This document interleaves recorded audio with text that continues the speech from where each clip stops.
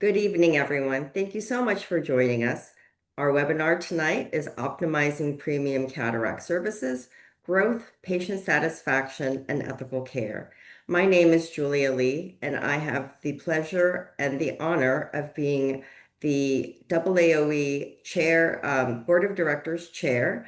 And I understand we have a number of physicians on the call tonight. So I just want to take a moment to highlight AAOE and all of the amazing resources that it provides for everything that happens outside of the exam room, from coding and reimbursement to uh, revenue cycle management, human resources, all of the tools that you need for practice success. The AAOE as an organization and a professional society tries to resource and make available to you. So thank you so much for joining us tonight. In addition to serving on the board and serving as chair, in my day job, manage Lee Vision Associates, which is a solo practice in Cherry Hill, New Jersey. I'll let Kevin Moran, who also works with me, tell you a little bit more about the practice. But I have been in practice management for over 20 years, and most of that time in large practices. But more recently, have been in the solo practice arena. And I am actually going to hand off the mic to the other speakers on my panel, starting with Dr. Carter, and I'm going to ask everybody to do some lightning round introductions. So Dr. Carter. Good evening. My name is Dr. Kristin Carter. I am a cataract surgeon in solo practice in Tucson, Arizona. I've had various positions in the AAO and the state of Arizona committees.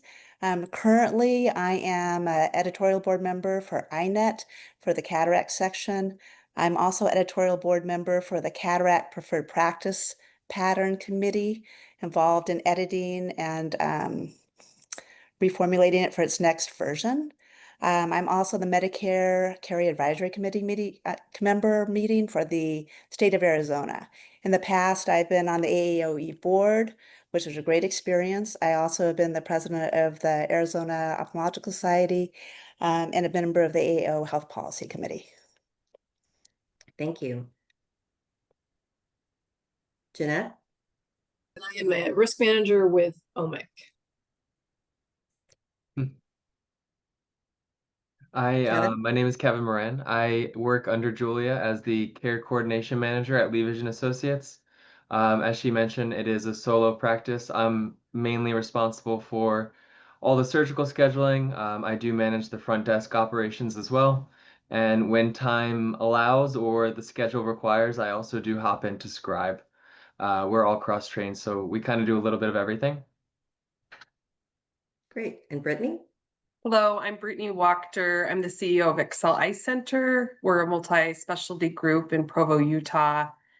We have 18 providers, 7 locations, and I've been with Excel for 18 years. And I'm also on the board of the AAOE. Wonderful. So just some housekeeping. We're going to ask everyone to enter your questions into the Q&A and not the chat.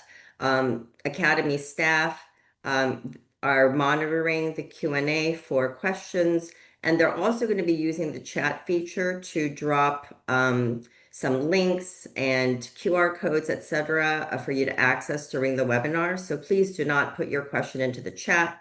It'll be very lonely there. Use the Q&A feature, which also allows you to upvote popular questions and put them at the top of the queue. The webinar, like most of our educational content, is recorded. There will be a recording and a slide deck available as early as tomorrow. So please don't feel like you have to take copious notes. All of what we covered tonight will be available for you to revisit as necessary.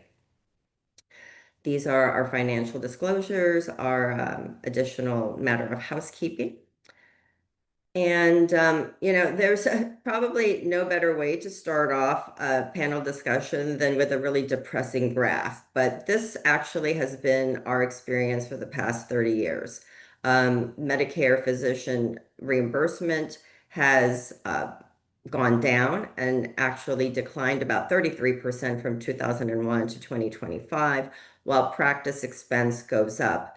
As that delta between practice expense and physician reimbursement grows, it puts tremendous pressure on all of us, on our practices, to do more with less. So that is the reality for Medicare. Obviously, the Medicaid scenario is even more dire. And as far as commercial payers go, they love to follow Medicare's lead. So it has been a challenge in terms of the economics of what we do in terms of patient care. For cataract surgeons, however, the advancements in intraocular lens technology have really allowed us to begin to offer surgically meaningful options for patients, which leads to financially meaningful revenue for practices. And it's one of those rare cases where these things create alignment. So the purpose of tonight's call is to really talk about how to optimize that alignment in a way that puts patient care and patient satisfaction, a patient-centered approach front and center, and really highlighting how ethical care and high volume can and should go hand in hand. So we want to talk about optimizing the workflow in terms of access, bringing patients into your practice. Obviously, we can't do what we do and our surgeons can't do what they do unless we get our patients in the door. I want to start with Brittney, just given she runs a much larger practice with multiple locations and doctors. So how do you ensure that your patients, your cataract patients in particular, have timely access to appointments in your clinics? Yeah. So we have 7 locations, and so we actually have a call center. So it doesn't matter what location you call, all goes in to the same call center.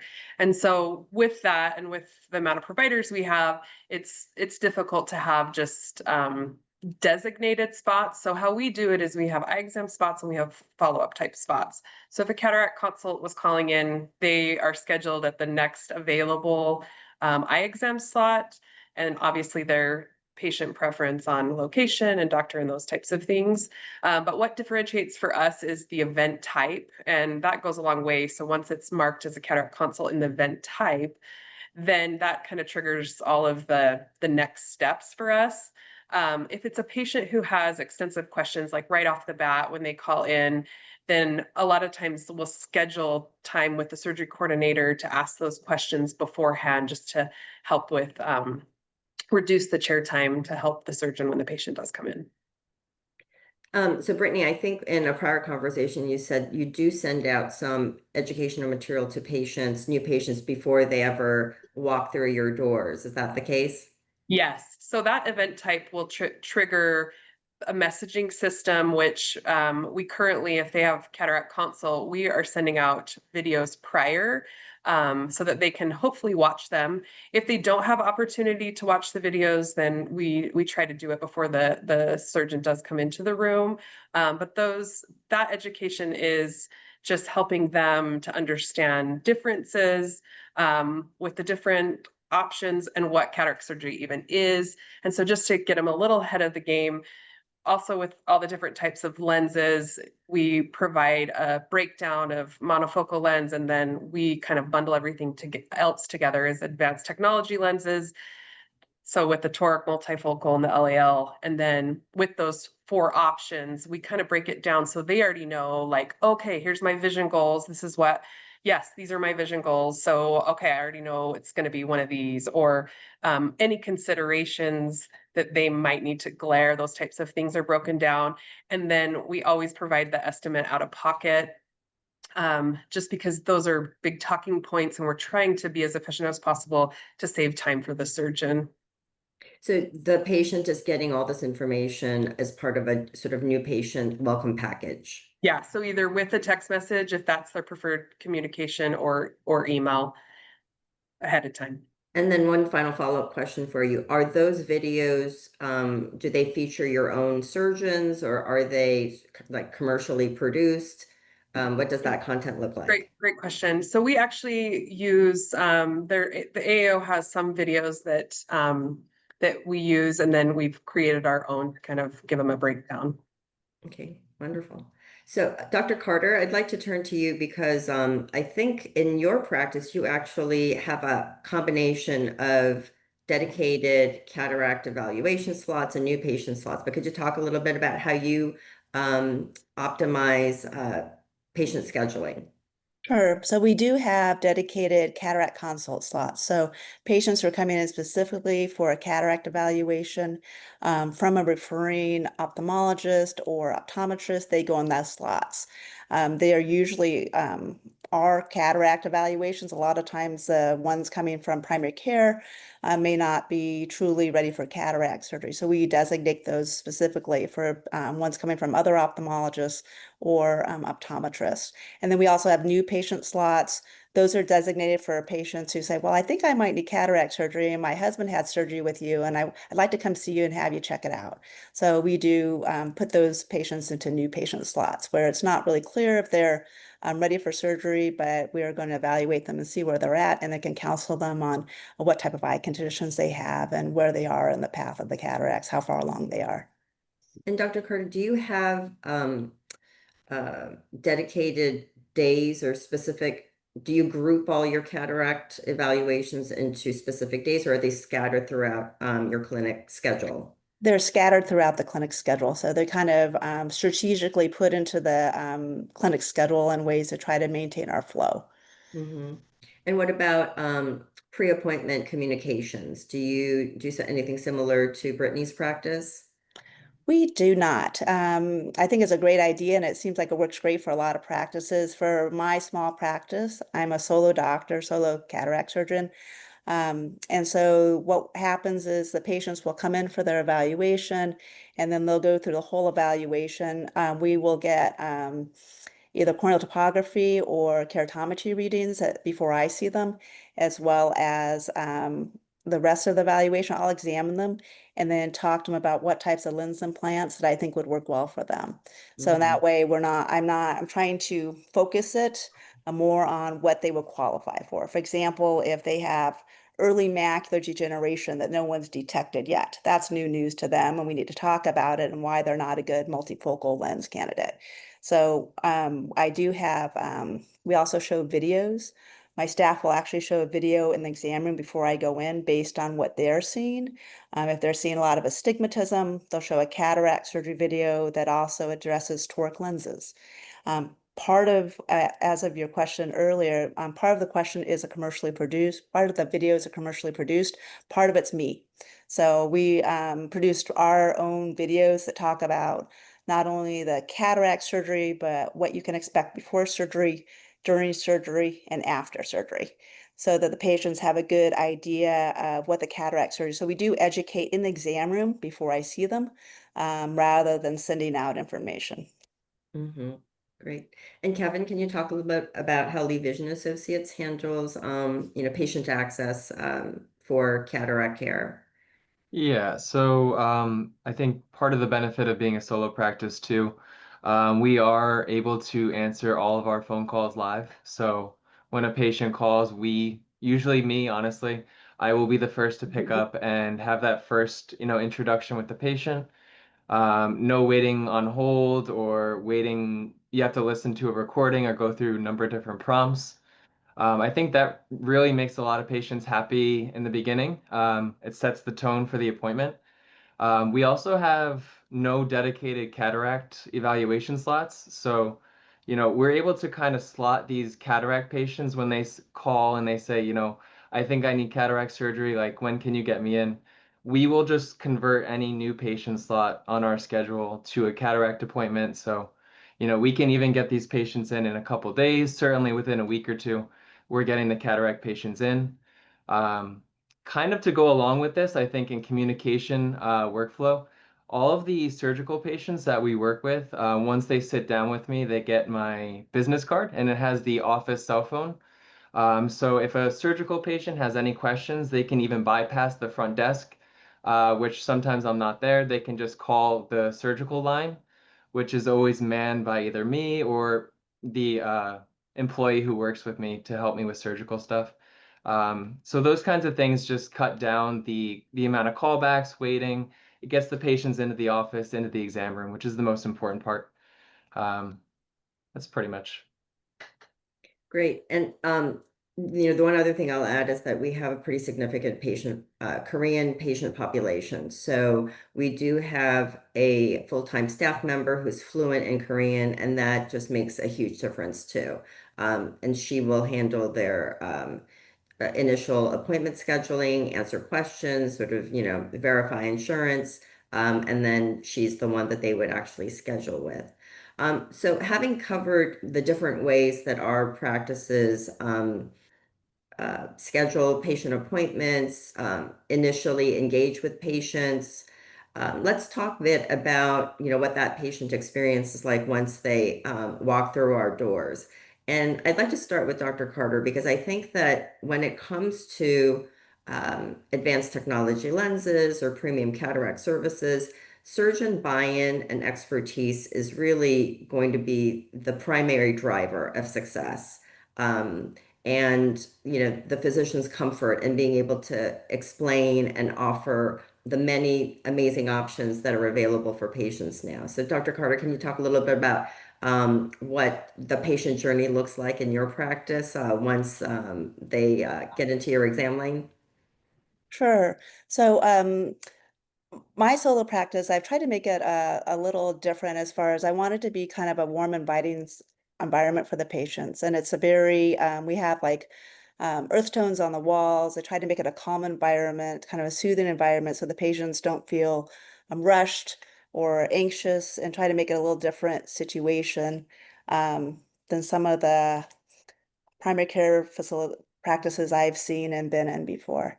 Um, and so it's try to make it a very personal experience and try to tailor everything towards the patient. So I will talk to the patient when we're in the exam room and I've examined them, and then we look at to see what kind of lens options that are available to them. Sometimes they're a great candidate for a toric lens, sometimes a multifocal. Sometimes they really aren't a good candidate for any type of lens that's special. And so they might need just the standard lens that's covered by their insurance. And that's a great lens too for them. And I do try to make it so that they don't feel badly about going with the standard lens, that I think that's the lens that's going to work for them. I think it's going to be a great lens, and I think it's going to give them the best possible vision. So I want to make sure I tailor it towards the patient. And you never know that patient, if they have a great experience, and even though they didn't get the more expensive lens, they could refer 5 other patients to you that end up getting premium IOL. So I'm very specific about tailoring it to the particular patient. After I see them, they'll check out. They actually schedule their A scan and their cataract surgery. They come back for their A scan appointment about 2 weeks before their surgery. My technician is excellent, who does A scan. She and I have been working together. Scary to say, over 25 years together. It's a long time. And so she and I really work great together. And so she's very good and will do the measurements and answer questions. And if the patient has further questions, issues, or the measurements aren't just right, she brings them back to see me, and we take a look and conquer the issues together. So I do try to make it a very personal and patient-centric, and try to choose what's right for the patient. That, to me, that is the most important thing. And Brittney, with your multiple providers, and I'm sure your surgeons have slightly different communication styles and preferences, how do you, as a larger practice, make sure that you're supporting your doctors and, in turn, the patients? Yes. So we have several surgery coordinators. We do have set ones that work for specific doctors so that they know, their protocols. After the patient is done with the surgeon and they've kind of gone over or done the exam and decided that they are a candidate, then they will schedule this with the surgery coordinator, just a pre-op type appointment, and do the testing and all of that. Our surgeons, just like Dr. Carter, focus very much on the needs of the patient and the goals for their lifestyle and what's going to be best for them. So we really steer away from the whole good, better, best model and just focus on patient need. And so that's detailed very well in the notes so that when they get with the surgery coordinator, they already know what the surgeon has determined is best. And if there's any additional questions, they'll answer those questions. And again, they do all the testing and go over pre and post-op instructions and all the paperwork. And then from that point, we continue kind of with that text messaging from that event type from the beginning. So before their surgery, they're getting information along the way, pre and post, to help educate them and hopefully eliminate additional phone calls when they are concerned. Mm-hmm. So follow-up communications between your surgical coordinators and the patients are happening primarily via text in your practice? Yeah, they always can call. There is a direct line, but we are trying to be proactive in providing steps along the way and kind of video steps and texting the pre-op and post-op instructions, the reminders that, you know, the surgery center will call you the day before, those types of things, so that they're like, wait, when's my surgery again? And those types of reminders. So we're just trying to be ahead of the game and giving more information, but they're always welcome to call, and we have a direct line. Mm-hmm. Yeah. Kevin, I know how involved you are in all parts of the patient journey when cataract surgery is involved. So do you have anything to add in terms of, you know, the patient experience, you know, once they step through our doors? I think something physicians should consider is allowing their surgical coordinators. You know, in my office, in our office, I should say, I scribe as well as doing the surgical coordinating. Being able to sit in the exam room with the physician as they counsel patients. I've sat through over 100 or 200 maybe counselings that the physician has given to cataract patients of different lenses. So that language, I'm able to just kind of reiterate and reinforce, you know, and I'm able to give the patient kind of the takeaways that the physician wants in the surgical scheduling suite, you know, once they step into my office.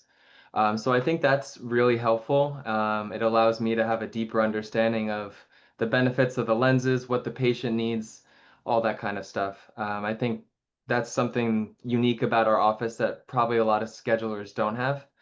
I also think just our surgical scheduling office is so peaceful. You can't see it with this background.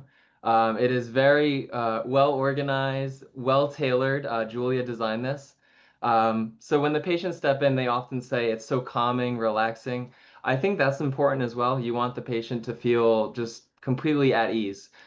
Surgery is a stressful process, so anything you can do to make the patient feel more comfortable. We get a lot of compliments about that. Yeah, and you know, the one other thing I'll say is if your surgical coordinators have not actually been to the facilities where you operate and watched you operate, you know, consider doing that because I think the more they understand of what the patient experience is like, you know, all the way through the facility and you know what check-in looks like for them, they can help not just ease anxiety, but just answer questions. And you know, when patients are armed with that additional knowledge, I think it really helps you know the day go more smoothly for them. So and it's just a way to build relationships, I think, also between the office staff and the facility staff, because there's just a lot that goes back and forth, you know, for any given surgical day when the doctor has a busy OR day scheduled. So thank you everybody for those tips and best practices. I am going to move on now to just talking about informed consent or just communications in general. When we initially ran through the slides, it was Jeannette that asked to tweak the title of this section to the informed consent process. And Jeannette, can you talk a little bit about what you're seeing from OMIC and from a risk management perspective when it comes to these premium lenses, because as much as we welcome what they offer patients and what they offer the practice in terms of revenue stream, it's certainly, from my understanding and from what you've told me, it's, you know, one of the largest and most active risk management and claims areas. Is that correct? Correct. Yes. And so the reason I pointed out to call it informed consent is because it is such an important part of surgery. And from a medical legal perspective, in surgery, we use the term informed consent process because it's not just a signature on a form. We like to highlight that. It's a whole process. And as the presenters have pointed out, there's lots of people involved, not just the surgeon. You know, it is the surgeon's non-delegable duty to get that informed consent, have that discussion. But you have Kevin, who has educates the patient, and Brittney. So there's multiple people that are involved in the process. So we like to highlight, you know, to make sure you have a solid informed consent process with the patient, that the physician just goes over the risk, benefits, alternatives, and make sure that the patient understands and doesn't have any unrealistic expectations. That's something we see a lot in cataract surgery. With the premium lenses, a patient has paid extra for a premium lens, and they expect to be spectacle independent. And when they're not, they can often get angry, demand a refund. So we stress that you make it very clear in the informed consent discussion that, you know, there's no guarantees. Not all patients are going to get spectacle independence. And even in our, in the AAO preferred practice pattern guidelines, you know, they emphasize to, you know, make sure that the patient understands, and maybe signs part of the consent is, I understand I may need glasses after cataract surgery, and the benefits of my choice of the lens might change over time, you know, depending on your comorbidities. You know, these are things to just make sure the patient is aware, because oftentimes when we get the calls about refunds and the physician is asking us and trying to decide, should I refund the patient or not? We go back to, well, do you feel this informed consent discussion was solid? Like, do you feel that they were properly informed, that there was no guarantees made, that you made sure they understood that there might be an option, or there might be a possibility that they would still have to wear glasses? So this is informed consent, can't stress enough, it is an extremely important process in surgery. And Jeannette, you pointed something out that I just want to make sure everyone attending realizes, which is that if you are an OMIC insured, you have access to OMIC's resources and risk management expertise, and you don't have to wait for an actual claim. It can be dealing with, you know, a disgruntled patient, and how best to manage those communications, or how to manage that demand for a refund, etc. So I think, early and often is kind of the mindset that people should have when accessing, their OMIC benefits. Correct. Yeah, we have a hotline. You can call, you can email. People call, email, say, I need to discuss this issue, and it's just nice to have someone bounce things off.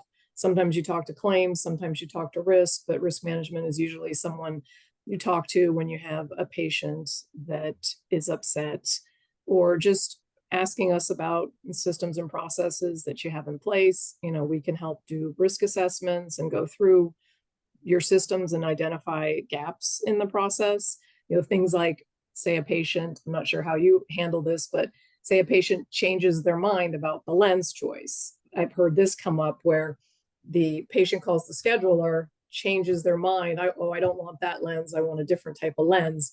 And then you get to surgery, the informed consent, the form is signed for the other lens. You get to the surgery and they do the wrong lens. So how do you work through that process? I don't know if you guys have any insight in how you handle that. Do you stop the line and say you got to sign a new consent, or how do you handle that if a patient changes their mind during the process? We do have a system. Okay. So it's important because it can happen and it's easy for it to slip through. So we have a system where if the patient has changed their mind, is documented in their A-scan visit, which I always look at, but also the technician sends me, called a telephone encounter, a message through my EMR, urgent, this patient has changed their mind, they want this different lens. And so then I make sure that we have everything documented and in place to make sure, and I make addendums to my notes. So if they said they wanted multifocal and now they want standard, I'll go back and I'm not changing, I'm not opening the note, I'm just putting it in. The patient changed mind on this date, wants to proceed, and that, because I will go back and look at that note before surgery. So we do have, I think it is important because patients frequently change their mind. It is not unusual. And sometimes they change their mind about wanting to be left nearsighted or not too. That's an issue as well. Sometimes they say, I want to be corrected for distance, and they're high myope. And then they decide, well, no, I want to be nearsighted. That's a huge deal. You know, that's a whole different power of lens, even if you're not doing a specialty lens. So communication is hugely important between staff and physicians to make sure we're on the same page with the patient. Yeah, that's good.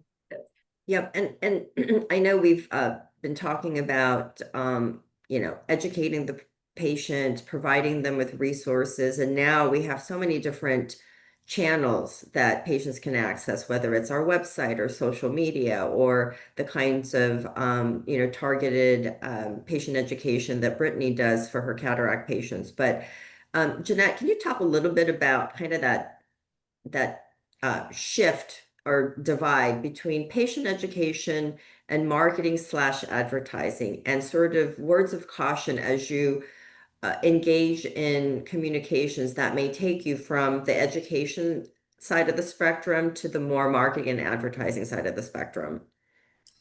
Yes, so yeah, physician advertising is regulated by state law in some cases, by the FDA, by the FTC, and according to the AAO Code of Ethics Rule 13, the communication to the public must be accurate. So information that you have on your websites, information you give the patient, it can't convey false, untrue, or deceptive or misleading statements.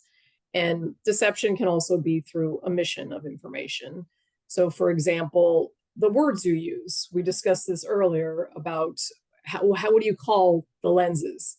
Do you call them, here's the government issued lens, or here's the super premium lens?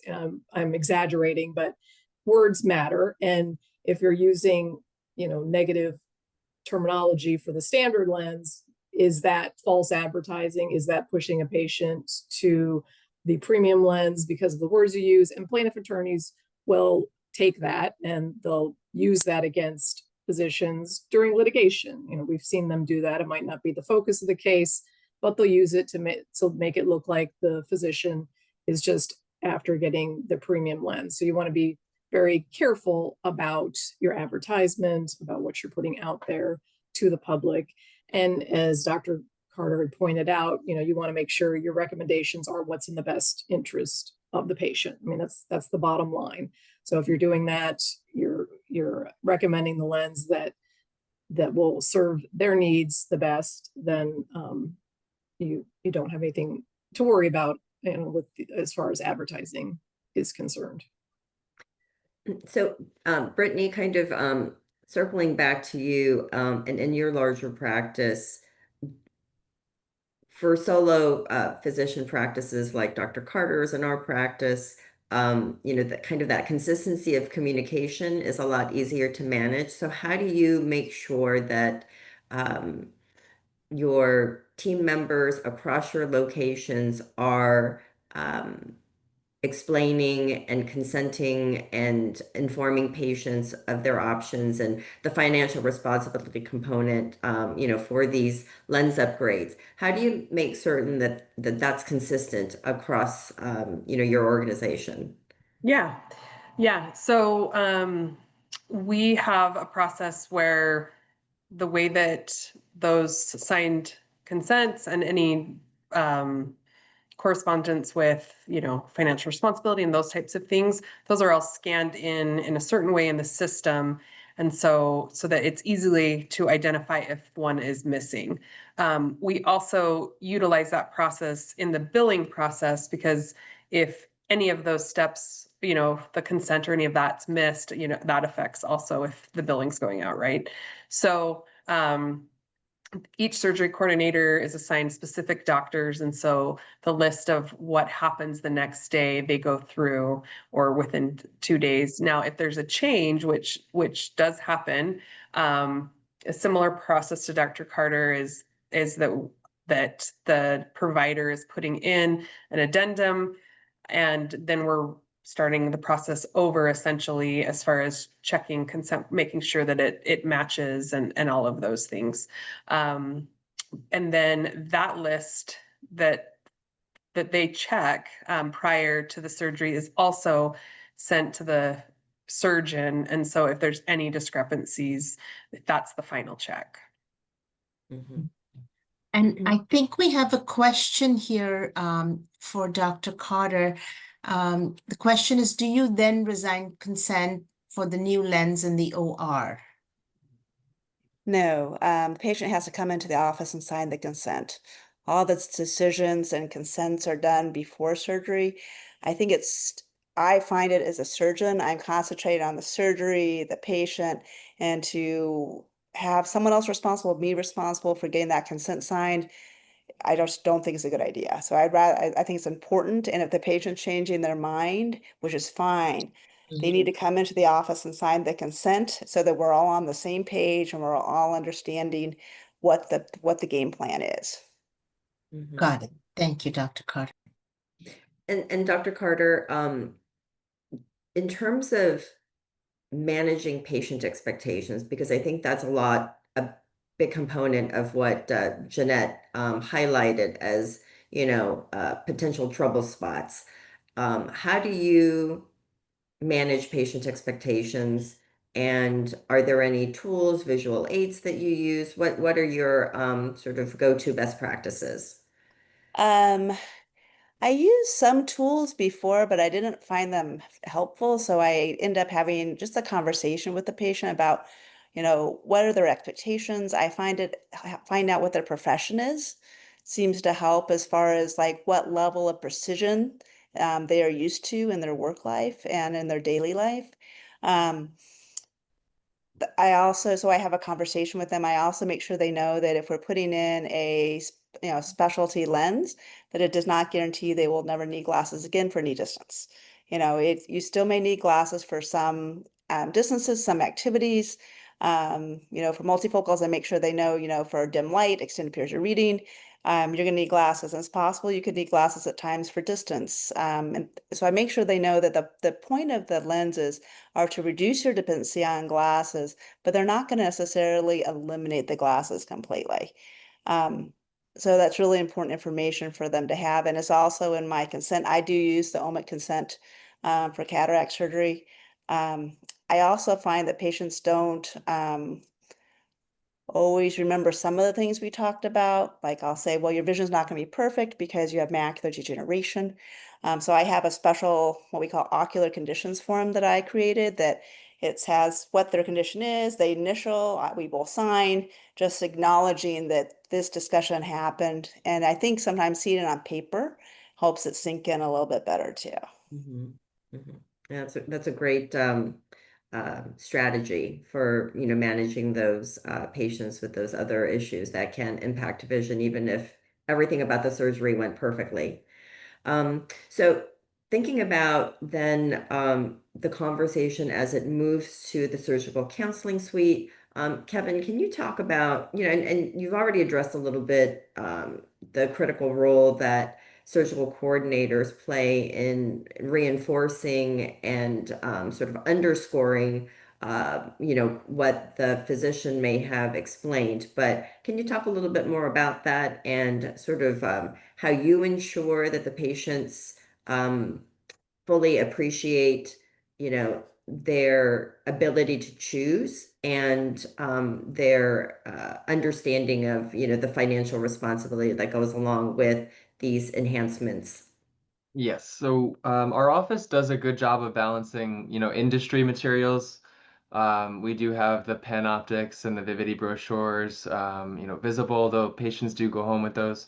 We also have a large number of our own materials that we created. So that ranges from, lens information. So the physician in the exam room has a sheet. It is colored. It's very easy to look at. It has all the lenses we use and, the vision they can expect to achieve, with each one with check marks or X's.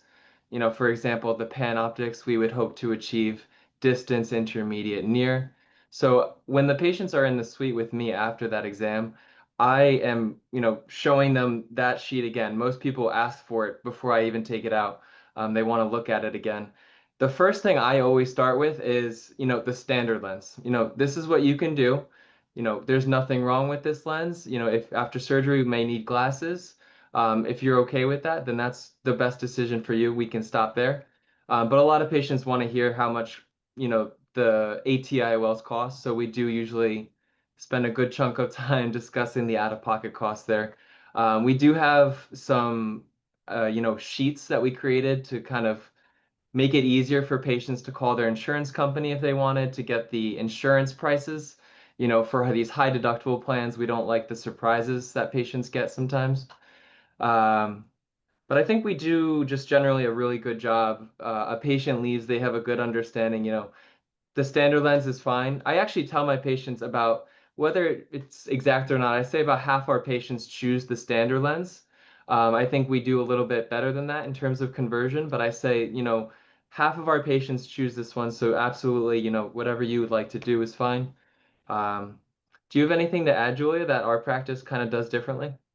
Yeah, well, I think that the financial counseling component has become more significant as patients who have commercial insurance are facing high deductibles and co-insurance. So I often hear Kevin say, covered does not necessarily mean free or no out of Yes, pocket. I do say It that a just lot. means that you're getting the benefit of the contracted rates. But if you have a high deductible, you're gonna have to add that to your overall budget for the surgery and any co-insurance, et cetera. So I think we have a graphic that we use that explains how a deductible works, how the co-insurance works, and then we definitely break out what they would be paying us and then what they would owe the surgery center. So they understand that there's sort of two payments involved, what those payments are, exactly when they would have to make those payments. So there's the financial counseling component, I think, that really falls heavily on the surgical coordinators, but it should be a very well thought out and smooth discussion because you've hopefully at this point worked out as many kinks as possible. So Brittney, in terms of your practice, are your surgical coordinators the ones that are also doing the financial counseling, that the associated financial counseling when it comes to these advanced technology lenses? Yeah, so if they're choosing an advanced technology lens, then yes, surgery coordinators will give them a form and kind of breaking down what to expect per eye from the surgery center and also from us. And they kind of break it down, knowing that this first form is just letting them know it's just about the advanced technology lenses. And then after the fact, then somebody from our billing team and benefits, they're checking deductible, all of those types of things. And we're giving them a pretty close estimate.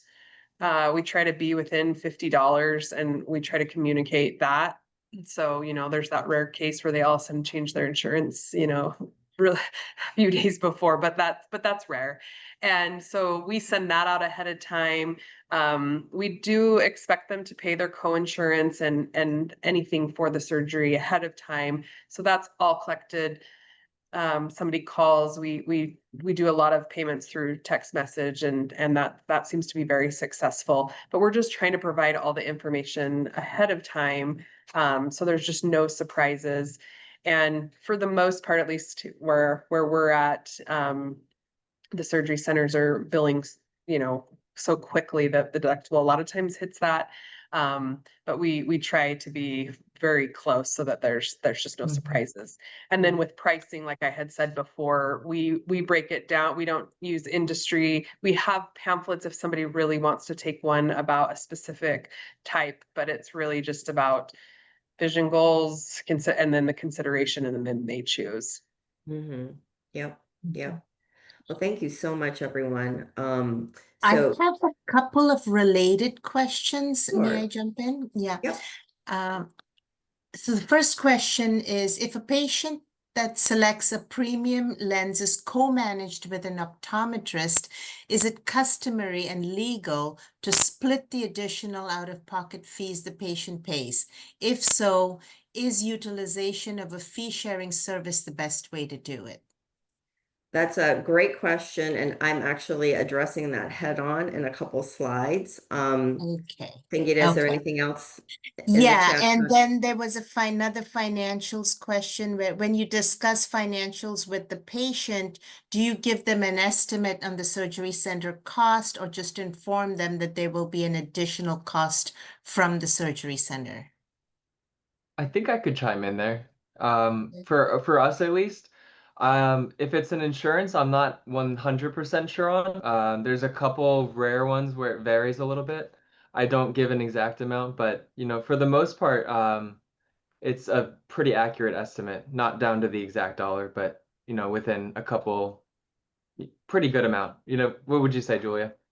Yeah, and we certainly let them know that there's three providers involved in their care. It's the surgeon, it's anesthesia, and it's the facility. And so, because sometimes they get very confused as to why they're getting all these bills afterward, et cetera, and they come from different billing services. So we always make sure that they understand the three main providers that are involved in their cataract surgery, and we certainly, the facilities all will, collect any out of pockets before or on the day of service. So we let them know to expect that. So it's a lot of, as I said, just constant communication and coordinating with the facilities so that, the patients know what to expect. But speaking of optimizing compliance, because these services have the unique characteristic of having a covered element and then a patient pay element, you want to make sure that you're coding appropriately. So the Academy obviously has a number of different resources on appropriate coding for femtosecond and premium IOLs. So highly encourage you to check those, check your practices against what the Academy is recommending. Now, with regard to co-management of premium services, what's interesting is that it has come under scrutiny in enforcement action by various U.S. attorneys' offices. And most recently, there is a decision that was a settlement that was sort of part of a press release, and I extracted or took out what I thought was the relevant portion because the U.S. Attorney's Office in this particular instance took issue with the fact that the co-managing physician was already getting paid through the co-management modifiers that split the fee between the surgeon and the co-managing provider. So they had already gotten those payments directly from Medicare and Medicaid, but they were also getting these premium lens or laser assisted cataract surgery sort of fee splits. And what's highlighted here is that those payments were not tied to or commensurate with actual post-operative services specifically attributed to premium IOLs or laser assisted cataract surgery rendered. So, it's one of those co-management, I think, is coming under increasing scrutiny. What's interesting is that a lot of the time, enforcement activity begins with just a whistleblower. So somebody within the organization alerting the local U.S. Attorney's Office that something that there might be practices that are in violation of the anti-kickback statute, et cetera. So quite often that is how these things come to light. But I think the takeaway is Co-management, what I've seen decisions really kind of focus on is the fact that when co-management becomes a matter of routine, where it's not patient-centered in the sense that it's a case-by-case evaluation, but it's just protocol with this particular managing provider, and there's no clear tie to actual services rendered. So, I share that with you just kind of as a word of caution that co-management in and of itself, should be carefully monitored for compliance, but even more so when it involves premium services. But this, I think, gives you a pretty good sense of, what is and is not permissible in the whole world of co-management and fee splits. So ultimately, optimizing patient satisfaction is going to be your most the surest path to growth. I think consistent positive surgical outcomes. It doesn't matter how beautiful your marketing materials are or how beautiful your office is. If the surgeon isn't able to hit those surgical and vision goals and just provide consistent positive surgical outcomes. And then the rest of it is really allowing patients to feel heard and valued, throughout the process, but especially if they are unhappy. Jeannette highlighted the fact that this is an area of practice and risk management that is very active. There's just a lot of, if patients are going to be unhappy, this tends to be, one of those sort of hot spots. So, Dr. Carter, can you talk a bit about the patient satisfaction component and how you ensure or check in with the patient throughout the process to make sure everyone's on the same page? I know you've got different protocols in place, et cetera, but just from a physician-patient, relationship perspective, what are the things that you really, try to focus on? So if I have a patient who is unhappy and their vision isn't what they expected or it's not what I expected, then I approach it, if they say, well, I'm not happy, I'm not seeing as well, or this is happening, I'd say, well, I'm not particularly happy about that either. Let's work together as a team and figure out how we can fix that, how we can get it to do better. I think we can, work on it together and see what we can do to help you do better. And I try to, I have the patient come back for appointments. I make sure they're seeing, that I am keeping a pulse on it and trying to address whatever issue they have. It is very difficult to deal with some of the unhappy patients if they have unrealistic expectations. And sometimes, no matter what you do, preoperatively, there are some patients who don't hear you and may have unrealistic expectations. But I try to work together with them make it so that I'm on the same team they are. We're on the same team. We're working together to try and make things better for them. And usually I can be successful with that. And sometimes it takes a while. Sometimes it takes many months. It takes some time. But usually it works. Now, there will be occasional patients, no matter what you do, it's very difficult. But most of the time, if you address the issues they have and try to find a solution and work together as a team so they know that you are on their side and you are trying to help them, I think it makes a big difference. Mm-hmm. Yeah. And, Kevin, I know, again, from having heard your hundreds of conversations with patients, there's, I see every communication, every interaction with the patient as opportunities to build trust because it's really about building the relationship. And sometimes, and Dr. Carter, I'm sure you agree, some of these patients, you've been managing and taking care of for years before they actually need cataract surgery, or maybe you've taken care of their family members, et cetera. So, Kevin, can you talk a bit about how you make sure that patients feel like they're getting what they need as they move through the whole preoperative and scheduling and, surgical journey? There's never a dumb question, so you definitely never want to make a patient feel silly for asking anything. Um, And I think something our office likes to reinforce is the patient is the boss. So what you want is what we will do for you. You know, what you want from this process you will get. Whether that be, the lens you're selecting or the kind of times you need for your appointments. We're always flexible. The patient is always the boss when allowed.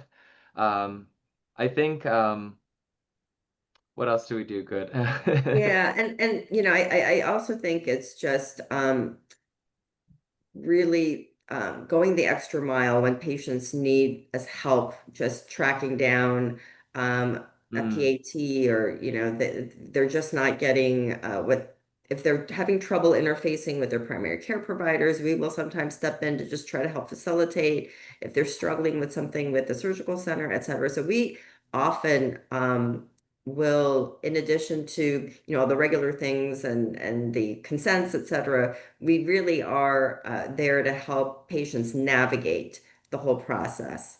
And that, I think, again, builds trust and makes patients feel like they are being valued, as individuals that are getting this, higher level of care. So despite all best efforts, sometimes, we do have that unhappy patient. And now with social media, often, there's negative online reviews to deal with. So, Brittney, in your large practice, and I'm sure we've all had to deal with it, but if you can speak, if each of us can speak about kind of that, one example of unhappy patient and how you successfully manage that situation, that would be great. Yeah. I think that a lot of the times, if it is the review or if it is, it often comes down to money and having to pay the bill or pay the difference or whatnot. And so that's why especially with cataract surgery and those types of things, we really try to collect and be on top of that.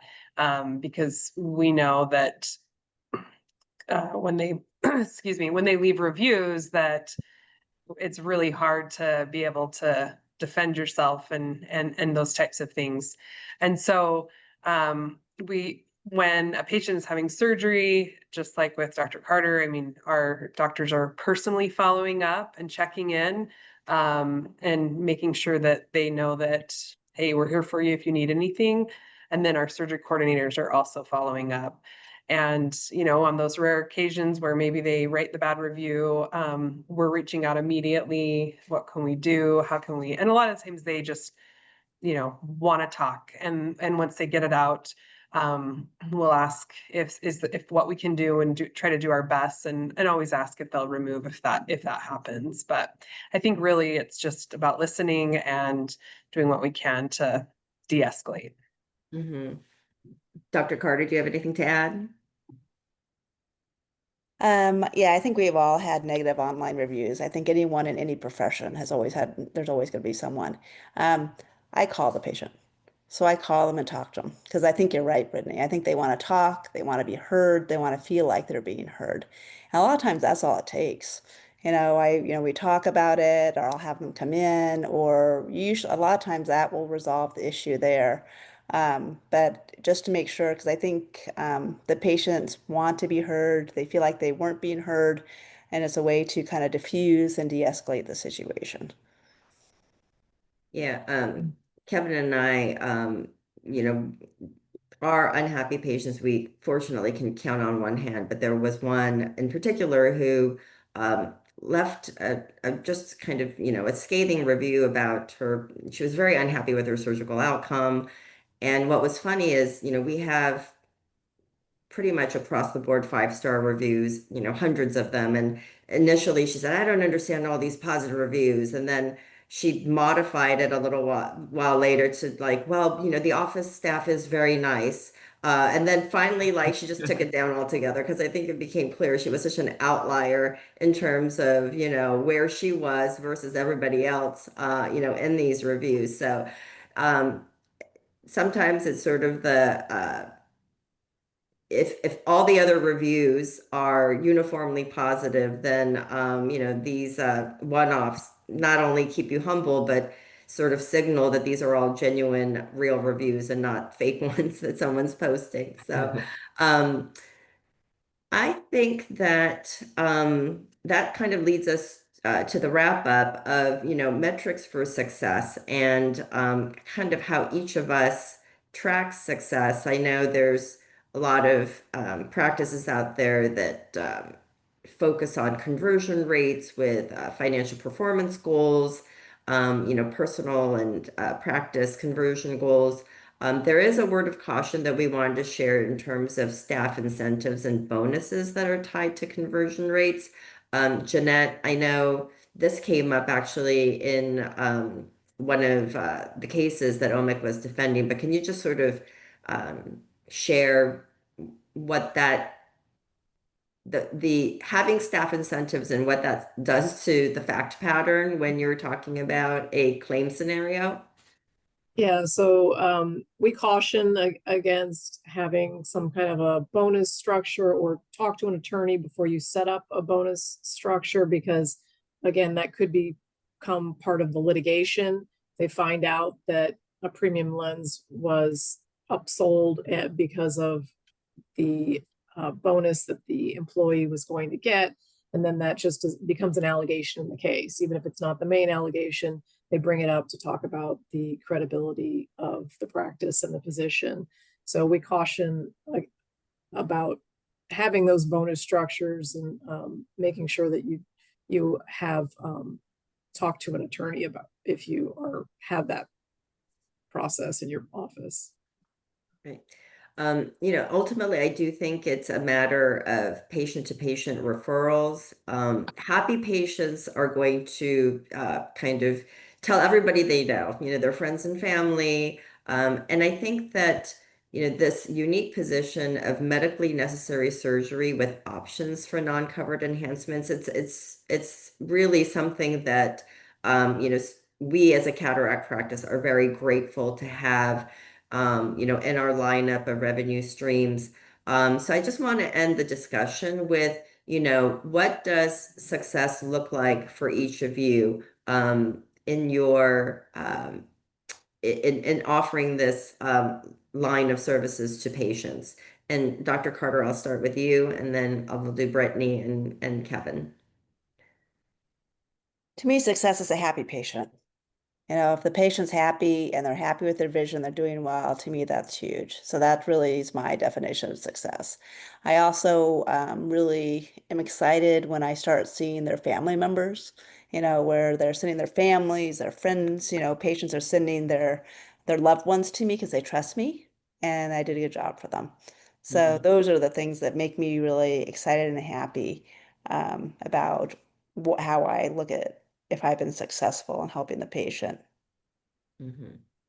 Yeah, and I think for us, it's the same thing. It's the patients, did we meet their goals, and have we improved their lifestyle? And I think the technicians, all overhear comments because a patient will come in and then they're coming in for their post-op and just so happy with the changes and can't believe that this was an option for them. And so a lot of our employees don't understand, haven't had cataract surgery, so it's hard to be in their shoes. But I think it's success when, everybody as a team helped this patient alongside the surgeon.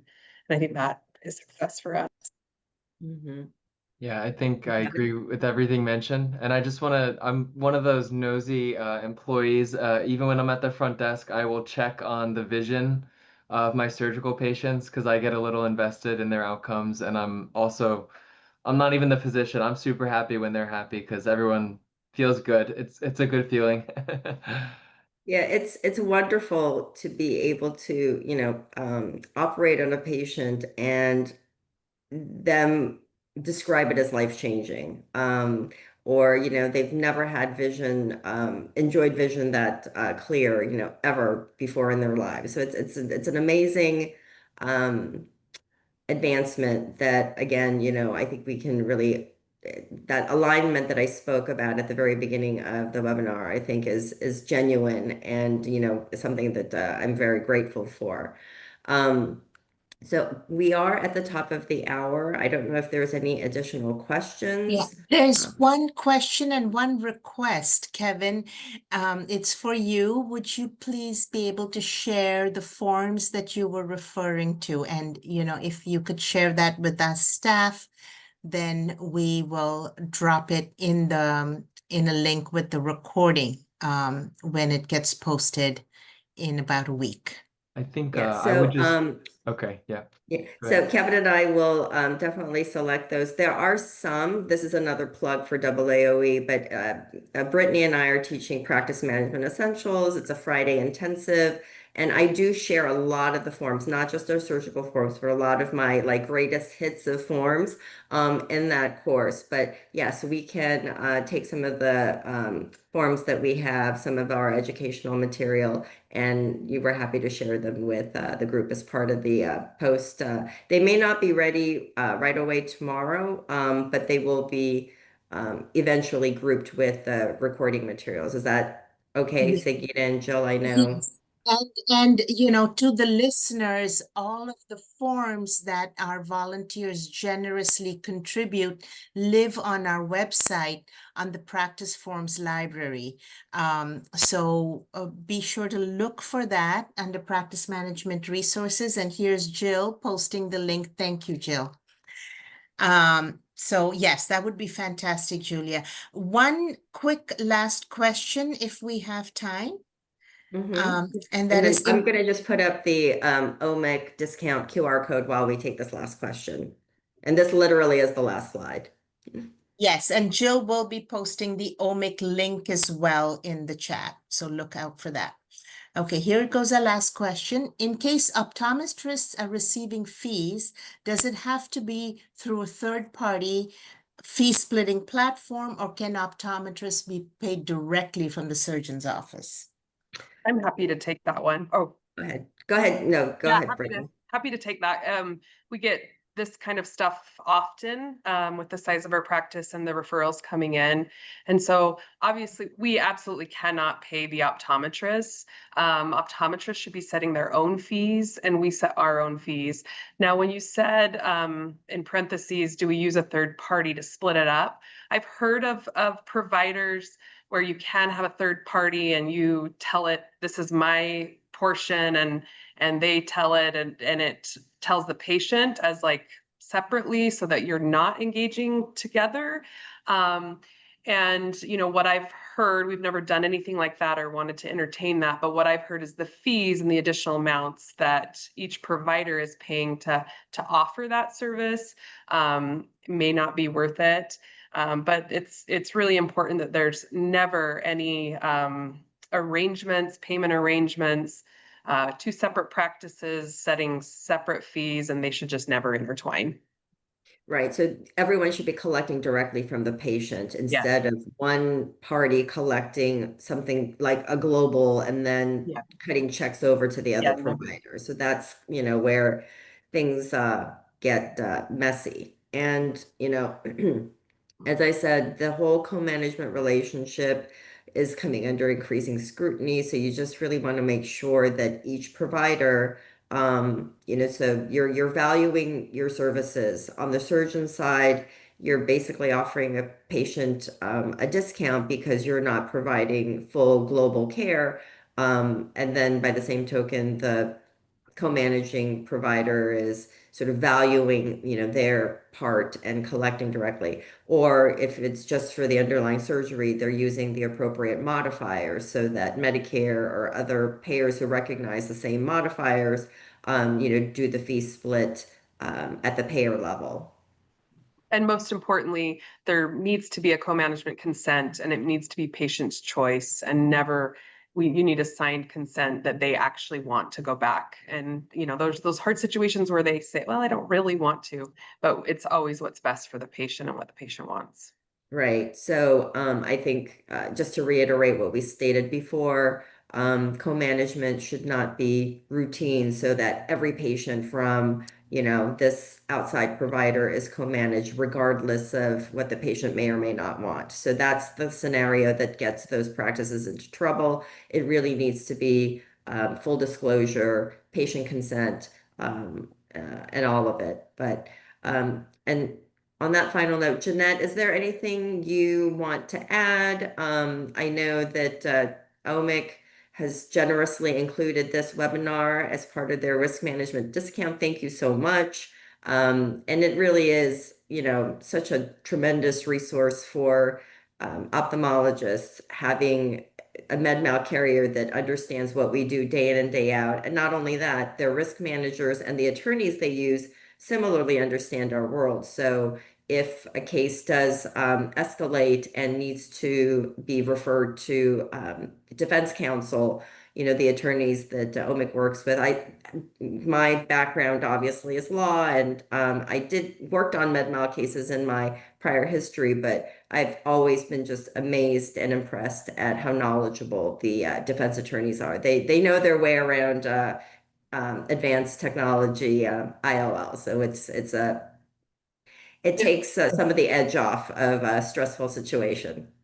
But Jeannette, any final words you want to share with the attendees before we let them go back to football night? Yeah, yeah, definitely just use our resources, you know, call us if you have questions about any, you know, patient issues, informed consent, that sort of thing. So we've got over 100 informed consent forms on our website that are very specific, and we're here to guide and assist. Great. Thank you, everybody.